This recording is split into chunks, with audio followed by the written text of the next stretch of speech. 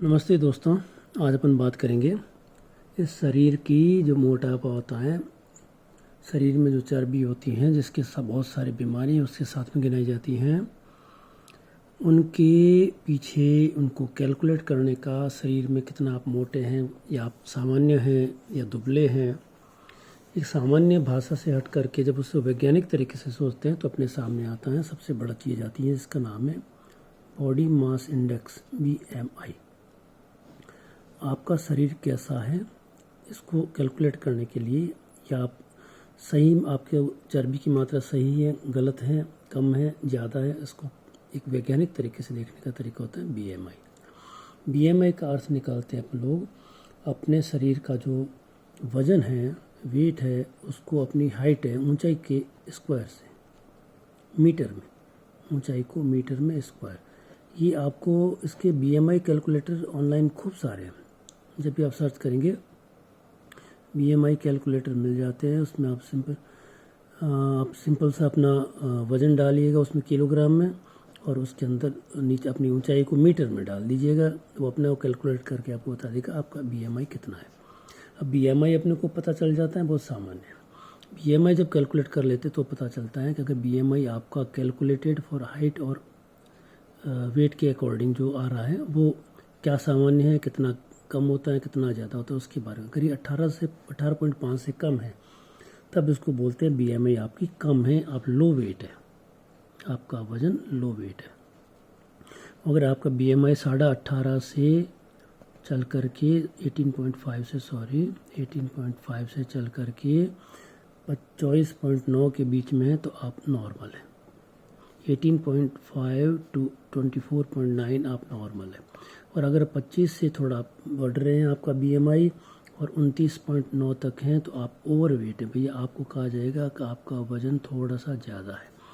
और अगर आपने 30 को क्रॉस कर लिया तो भैया आप मोटे हो गए हो, आपको ओबेसिटी है।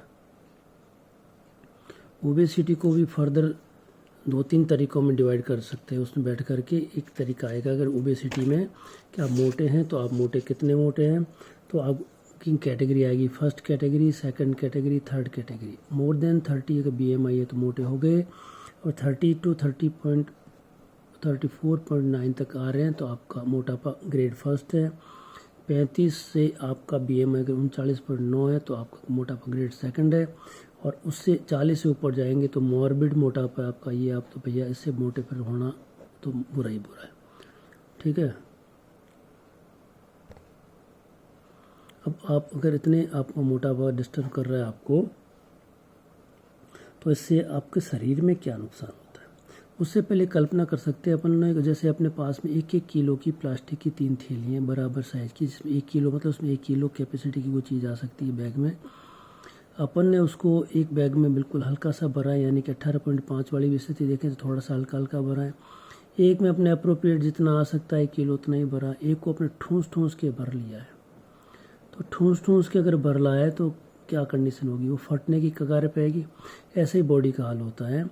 बॉडी को अगर बहुत ज़्यादा ठूंस के आपने भर लिया, ये BMI अपने आप तो पैदा होती नहीं है। आप खाएंगे, गपड़ खाए जाएंगे और बॉडी में जाकर जमता जाएगा। जो चीज़ पचने योग्य पच जाएगी, जो पचने योग्य नहीं होगी निकल जाएगी, और जो ना पचती है ना निकलती है तो जम जाएगी। तो जमने वाली चीज़ आपका सबसे बड़ा होता है फैट। ये जम जाएगा। और कैसे जमेगा, एक तो आप खूब खा रहे हो, इस टोकरी में खूब सारा अंदर डाल रहे हो, एक आप कसरत नहीं कर रहे हो तो ये पड़ा पड़ा जमता रहेगा। आपने एक्सरसाइज वगैरह करी तो जो है उसको बर्न आउट हो जाएगा, तो आपका मोटापा बढ़ेगा नहीं। अब क्या होते हैं, दूसरे कैलकुलेटर्स और होते हैं इसमें। एक बोलते हैं आपकी कमर जो है, वेस्ट और आपकी जो हाइट है, इसका रेशियो होता है, वेस्ट टू हाइट रेशियो। इस वेट टू हाइट रेशियो में भी यही देखा जा रहा है कि अगर ये आपके 0.4 टू 0.49 के बीच में आ रहा है तो ठीक ठाक है। और अगर ये 0.5 और इससे ऊपर जाने लगे तो आप सोचो आपकी बीमारियों की लिस्ट शुरू हो रही है। और अगर ये आपके 0.6 से ज़्यादा अगर WHTR है, वेट टू हाइट रेशियो है, वेस्ट मतलब कमर से हाइट का रेशियो अगर ये 0.6 से ज़्यादा जा रहा है तो आपके लिए बीमारियों की बहुत लंबी लिस्ट होगी सामने। कौन कौन सी बीमारी इस मोटापे के साथ में आती हैं, बहुत सारी बीमारी आती हैं। हार्ट की बीमारी सबसे बड़ी है, ब्रेन का स्ट्रोक यानी लकवा जो बनाएगा उस ब्रेन स्ट्रोक है वो भी आपको बहुत बड़ी बीमारी के चांस ज़्यादा रहते हैं। फिर आता है आपका sugar, type 2 diabetes mellitus. Sugar जो मोटापे से जुड़ी होती है उसके चांसेस आपके अंदर बहुत ज़्यादा होंगे। डिस्लिपिडीमिया यानी कि आपके अंदर जो चर्बी की मात्रा है खून में, अपन कोलेस्ट्रॉल चिल्लाते हैं ना, वो कोलेस्ट्रॉल की मात्रा बढ़ेगी। उससे भी ज़्यादा हिंदुस्तानी में टीजी की मात्रा बढ़ती है, ट्राइग्लिसराइड्स की मात्रा बढ़ती है। तो ये डिस्लिपिडीमिया भी आपके इस बीएमआई जैसे जैसे बढ़ेगी मोटापे के साथ में बढ़ेगा। फिर आपके जो पित्त की थैली की बीमारी है, जीबी की जो बीमारी, गॉल ब्लैडर की जो बीमारी है, वो आपके इसमें उसके भी चांसेस ज़्यादा होते हैं, उसमें पथरी के चांसेस भी उसमें आपके बढ़ जाते हैं। फिर आते हैं आपके ब्लड प्रेशर की बीमारी बोलते हैं, वो आपके इस साथ में मोटापे के साथ में हमेशा जुड़ी रहती है और बढ़ती है। फिर इतना भारी शरीर होगा तो आपके जो घुटने हैं बेचारे चरमरा जाएंगे आपका भार उठाते उठाते। इतना भार दोगे उसके ऊपर, शरीर के ऊपर, कि आपका ये जो घुटने हैं ये घूम करके आपकी हालत ख़राब कर देंगे। तो इससे घुटनों की बीमारी, जोड़ों में घिसावट की बीमारी ज़्यादा होगी। इतना भार थोड़ी उठा पाते हैं बेचारे घुटने अपने। फिर आता है आपके साथ में आपको नींद, अनिद्रा, नींद के अंदर जो श्वास रुकावट आती है, ऑब्स्ट्रक्टिव स्लीप एपनिया, इसकी बीमारी होती है। आपकी चर्बी इतनी चढ़ी होती है कि नींद लेते वक्त आपका जीभ ढीला पड़ के आपके श्वास नली में अटक के रोक देता है। वो इससे मौत का कारण भी बनती है। वो ऐसे से आपकी नींद अच्छी नहीं आती है, तो उससे जुड़ी आपके ब्लड प्रेशर की बीमारी और बढ़ती है, घबराहट की बीमारी बढ़ती है। दिन भर आप सुस्त महसूस करते हैं, दिन में पड़े खड़े बैठे भी सो जाते हैं। तो ये आपका मोटापे का दूसरा बड़ा बीमारी होती है।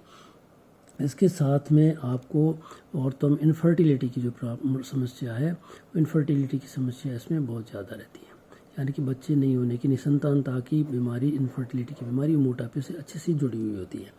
फिर आती हैं 10 तरह के कैंसर, मोटे लोगों में ज़्यादा इंतज़ार करते हैं। 10 तरह के कैंसर, विशेष तौर से आपके आंत का कैंसर, औरतों में एंडोमेट्रियम और औरतों में ब्रेस्ट का कैंसर। ये कैंसर, 10 तरह के कैंसर मोटे लोगों में ज़्यादा इंतज़ार करते हैं कि भाई साहब आप कब बीमार पड़ो और आपको कब हो जाए, कब आप मोटे हों और ये आपकी बीमारी हो जाए।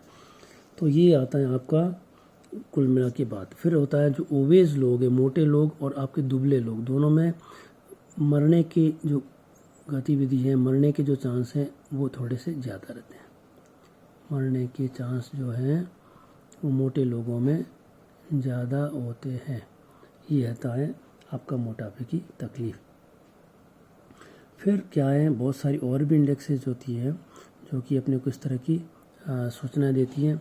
उसमें होता है एक बॉडी एडिपोसिटी इंडेक्स बोलते हैं, शरीर में एडिपोसिटी यानी कि वही चर्बी की बात आई है, ये एडिपोसिटी इंडेक्स है। ये कम यूज़ की जाती है, पर संसार बहुत सारे और फॉर्मूले आते हैं और इसके अंदर पीछे जा कर के फिर इसका अपना बहुत लंबे चौड़े कैलकुलेशंस की बात होती है। पर मोटे तौर पर अपने को बीएमआई को समझना होगा कि शरीर के अंदर मोटापे का एक मानक है, उस मानक के अकॉर्डिंग अगर शरीर को नहीं रखा तो अपना शरीर हमेशा बीमार रहेगा और अपने को इस शरीर को मेंटेनेंस के नाम पे बहुत खर्च करना पड़ेगा। और मेंटेनेंस का खर्च करने के बावजूद भी ये शरीर आपको रोज़ धोखा देगा, रोज़ परेशानी में डालेगा।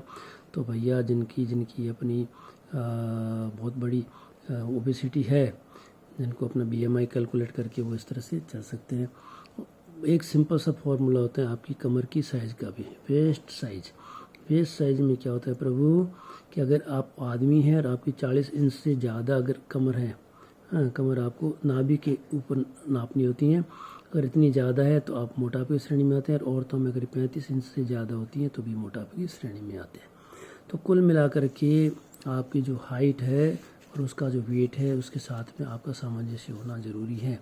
ये अगर नहीं होता है तो फिर आपके लिए बहुत ही बड़ी प्रॉब्लम की बात होती है।